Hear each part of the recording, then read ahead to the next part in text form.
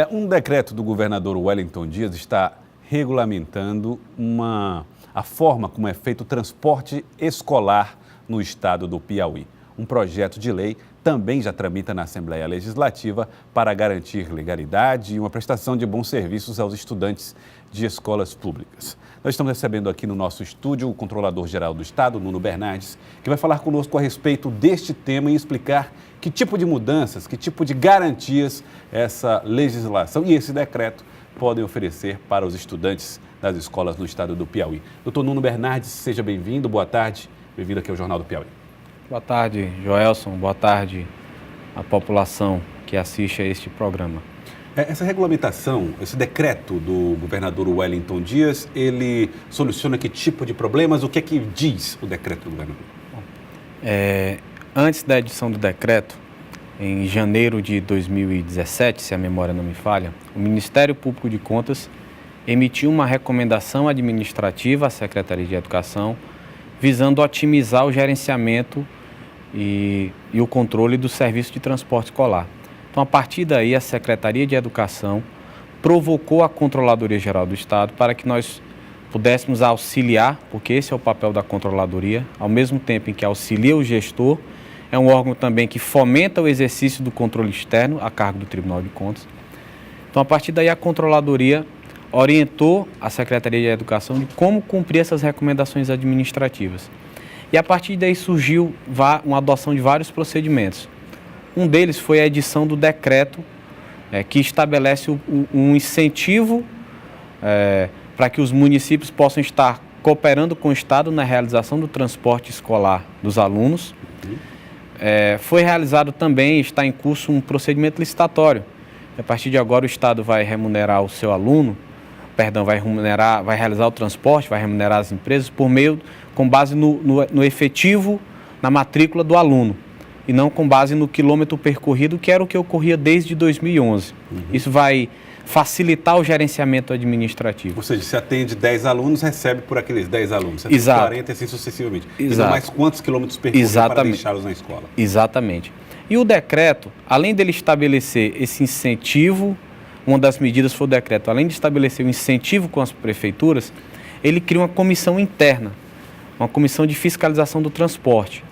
E dentre as várias autoridades ou órgãos que podem demandar a atuação dessa comissão, nós temos o decreto do governador estabelece que o próprio Tribunal de Contas pode requisitar essa comissão que atue, o próprio Ministério Público de Contas, a própria Secretaria de Educação e a própria Controladoria Geral do Estado.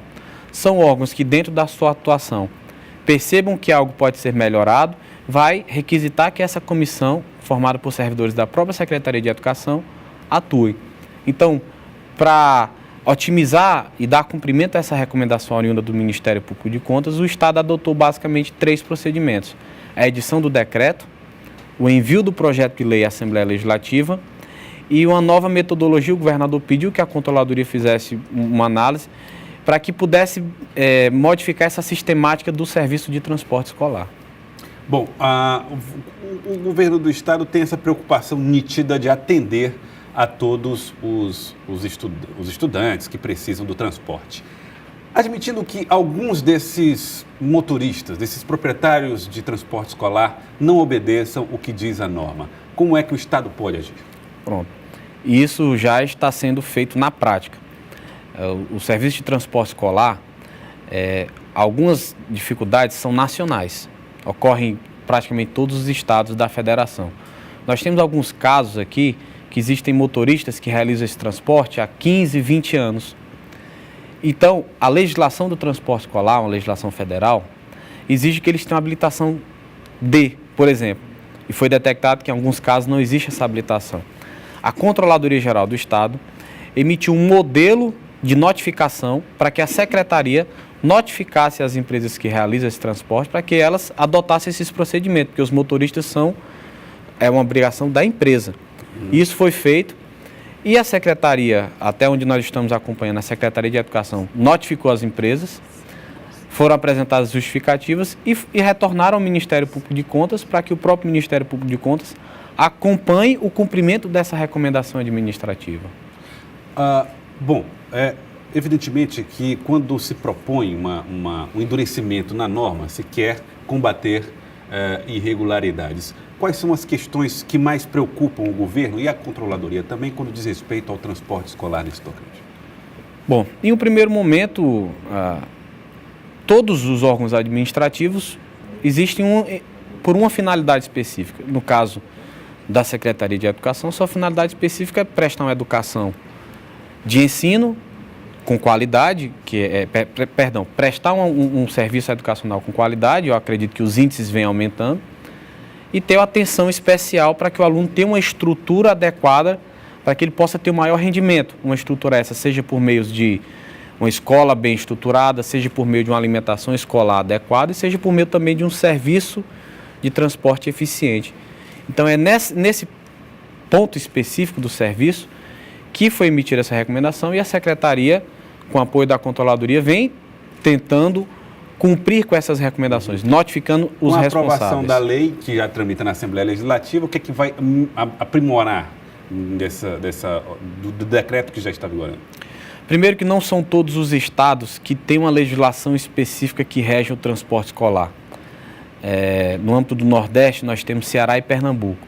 Então, foi feito um estudo com base nessa legislação e trouxemos aqui a realidade do Piauí, e o governador enviou à Assembleia Legislativa esse projeto. Esse projeto ele trata basicamente dos 3 tipos de serviços que o Estado pode realizar.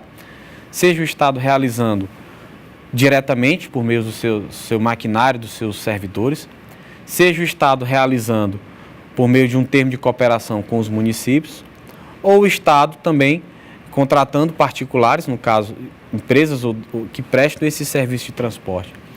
Uma outra diretriz também do projeto de lei, né, é instituir melhor esse controle. Ou seja, quem está lá na ponta, o supervisor, o diretor, o respectivo gerente regional de educação, vai ter também sua atribuição específica para que os processos de serviço de transporte escolar, quando eles venham para a Secretaria de Educação, eles sejam melhor formalizados, né, sejam melhor aprimorados para que se tenha uma transparência máxima no que tange esse tipo de processo, que foi uma diretriz também dada pela própria Secretaria de Educação, né, monitorada pela Controladoria Geral do Estado.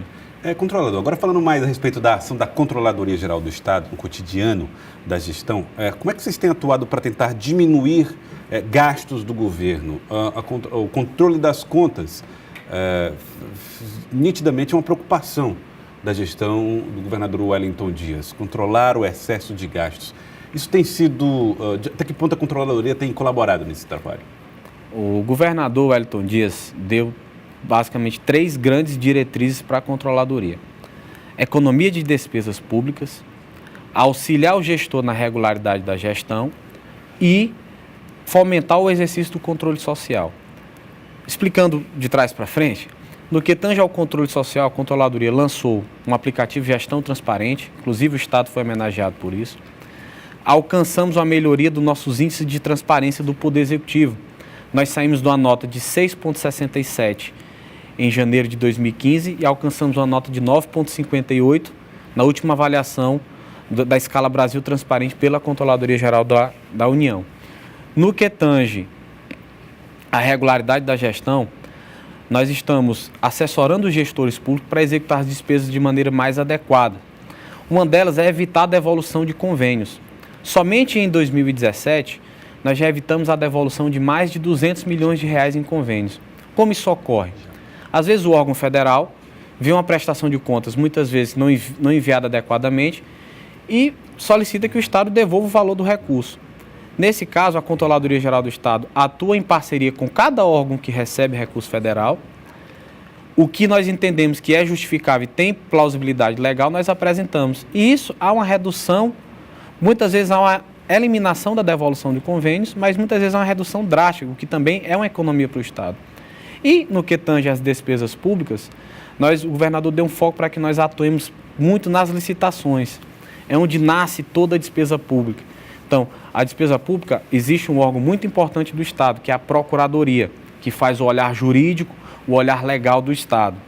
E a Controladoria, em parceria com a Procuradoria, faz esse olhar mais técnico, analisando a vantajosidade dos preços em que são praticados, licitados, e os preços efetivamente contratados. Somente na Secretaria de Administração, esse ano, nós conseguimos economizar aproximadamente 100 milhões de reais entre o preço em que é cotado e o preço em que o Estado efetivamente contrata. Além de outras secretarias em que a Controladoria dispõe de controladores.